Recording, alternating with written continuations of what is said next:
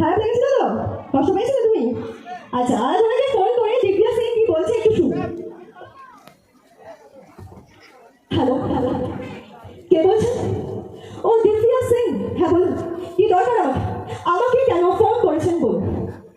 আপনি এখন ওই টিটু আর লিলিপুটের ঘরে দালালি করতে ফোন করেছেন? ছি দিব্যা সিং, ছি। আপনি না একজন মহিলা, অন্তত আপনার তো বোঝা উচিত যে একটা মেয়ে যাকে অপহরণ করা হয় তার মনের অবস্থা কি দাঁড়ায়।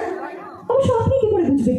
আপনি তো সারা জীবন খুন খারাপি করতে ব্যস্ত, আর এখন আপনি ওই টিটুর বাবা তুষাদীপ্ত দলপাত্রের সঙ্গে হাত মিলিয়েছেন যাতে ওই দুটো ছেলের কোনো রকম শাস্তি না হয়। দিব্যা সেন, আপনি হয়তো ভুলে যাচ্ছেন যে আমার দিদিকে, আমার দিদির নাম জগদ্ধাত্রী ওরফে জ্যাস সান্যাল। আমার দিদির আমরা এইটুকু আঁচও আসতে দেবে না দিব্যা সেন। আর এই আরাধনা কারোর সামনে নিজের মাথা নিচু করে না। আমি আমার মেরুদণ্ড কাউকে বিক্রি করি না দিব্যা সেন। ওরকম টিটু আর লিলিপুটের মতো হাজার হাজার ছেলেরা যারা প্রতিনিয়ত মেয়েদেরকে অত্যাচার করছে তাদের শাস্তি হবে, আর তাদের শাস্তি